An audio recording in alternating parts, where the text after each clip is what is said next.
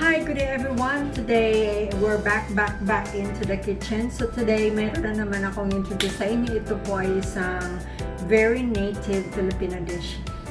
Like any others, maraming nagluluto ng mga chicken adobo, pork adobo. But anyway, I already make a chicken adobo before, but this time, I'm going to twist it again in a different way. So in many others, nakikita nyo, they always marinated the chicken and everything, but for me, there's no marinated. Marinated is going to happen. But anyway, my simple ingredients is wala tayong asweri or something, but I'm going to replace that with chili, ginger, and paprika to make my adobo orange, okay? Because adobo is not adobo when it's not orange. It is not adobo when it looks black. But anyway, I'll show you how. So, meron tayong bay leaves, meron akong vinegar for cleaning. As usual, ito talaga yung kapatid ko when it comes to meat. So, then meron tayong black pepper, meron tayong salt, at meron tayong chicken. Kasi chicken is one of the most important ingredients. Without chicken, we cannot make chicken adobo. So anyway guys, so watch me and wait until I show you how the way I cook my chicken adobo. See you guys. So first thing first, I'm going to take out all the fats from my chicken. And of course, there's no skin because chicken adobo actually without skin is not really good. But you know, my employer doesn't like chicken, so chicken skin. So, wala tayong chicken skin. So, the only thing we need to do is to take out all the fats. So, yan lang po guys. Tatanggalin lang po natin yung fats. Tingnan nyo. So thick. So, I'm going to take all that out. So, I'll show you the next steps when I go back. So, first, natanggal ko na po yung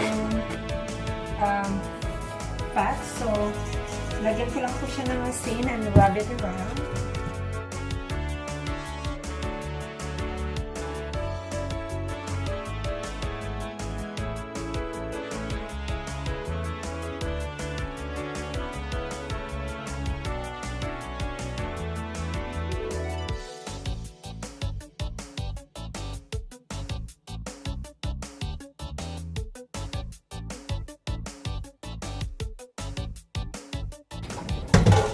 So the next thing we need to do is drain it and then put it back, and then I'm going to wash it with vinegar as usual,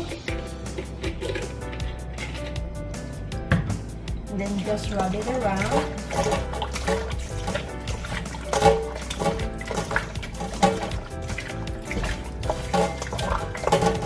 And then i-drain ko lang po siya into the strainers, and then ililibatan natin siya hanggang ma-drain po natin lahat ng vinegar. And then so we have ginger, onion, garlic, and then lemon.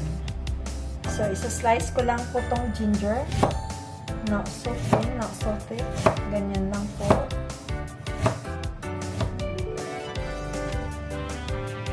And then we got to set aside.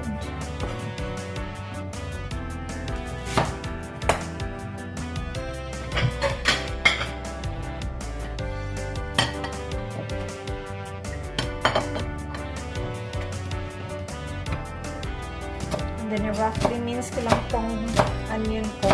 Not too thin, not too thick then.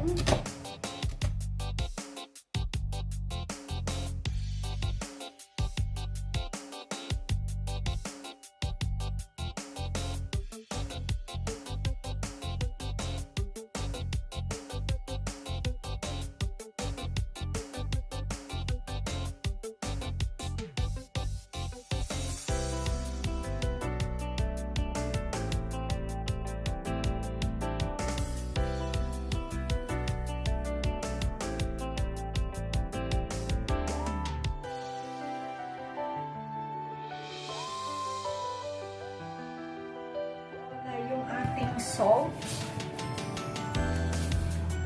So, tsaka yung ating black pepper.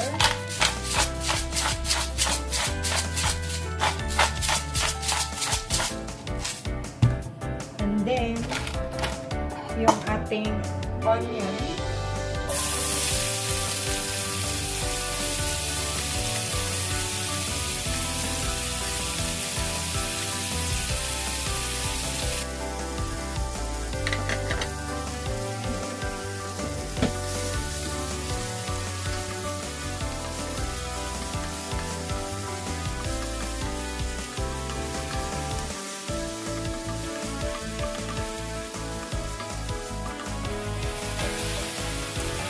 Then, isabay ko na rin yung ating ginger.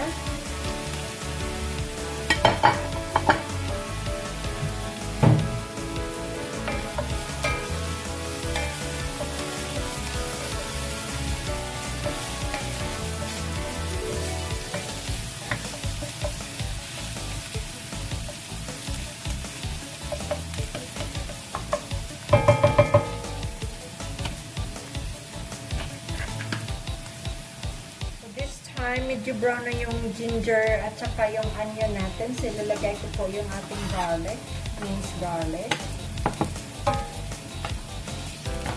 At saka ipa-fry lang po din natin siya hanggang maging konting brown and aromatic. So, what's for the next step? So, medyo brown na yung ating garlic. So, we got to put a teaspoon of paprika, and then a 2 teaspoons of ground yellow ginger or turmeric, kasi gusto po natin siya maging yellow, hindi po maging black. So, lagyan po natin siya ng 2 teaspoons.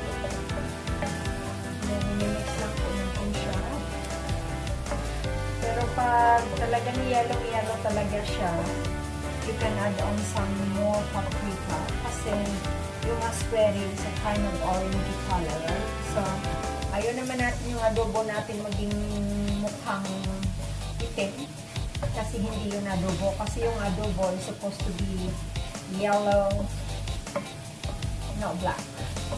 So, ayan, medyo okay na siya. Just a couple of seconds kasi mabuburn siya. So, this time, ilalagay na po natin yung ating chicken.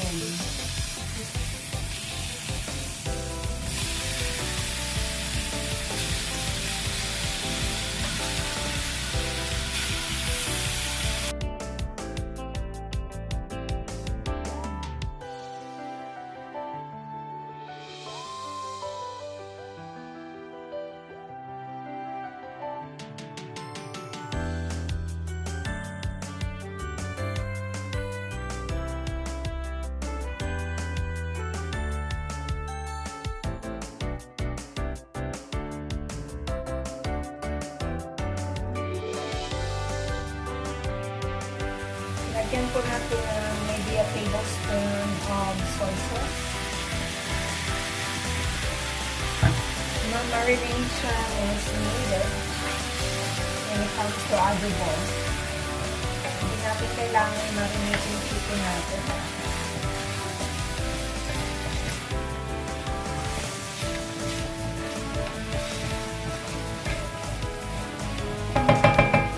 And a little bit of salt.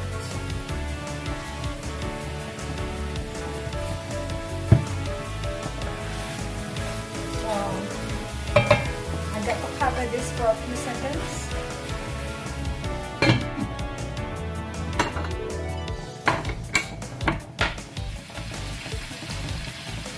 So this time, lagyan ko po siya ng a teaspoon of onion powder and a teaspoon of garlic powder.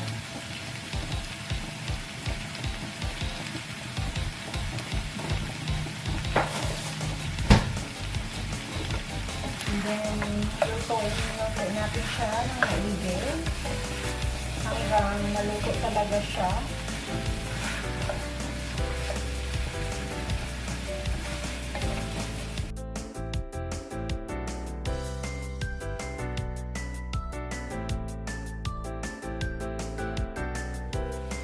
bay leaves. 1, 2, 3, 4.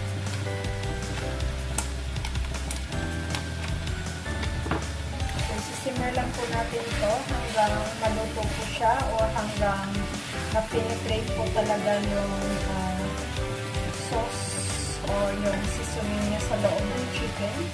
And then, saka natin po siya lalagyan ng water. So,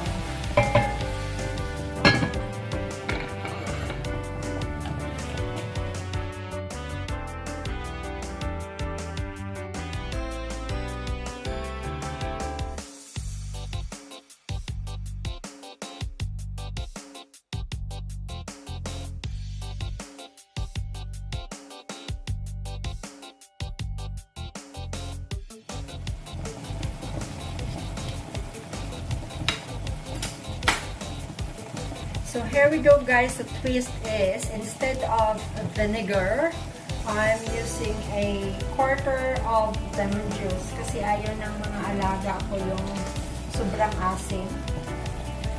So, lagyan ko lang siya ng quarter of lemon juice.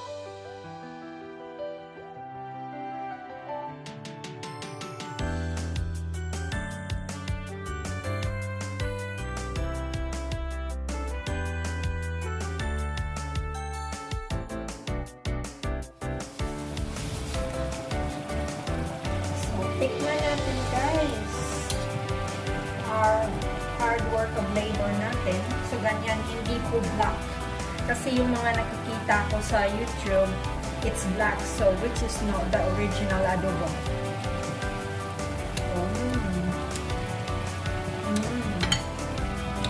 Amazing. So that's it guys. This is our chicken adobo originally from Ilonggo.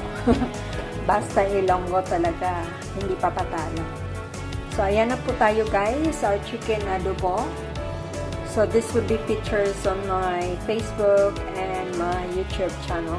So anyway, I have already the chicken adobo, that this time is a different twist with lemon. Last time I put vinegar and this time is lemon. So it's really yummy guys. The finger licking, you're going to use your finger and you're going to lick it. So trust me, must have to try this recipe. It's my own version guys, nothing, no one else. So watch it, love you, see you again, bye bye.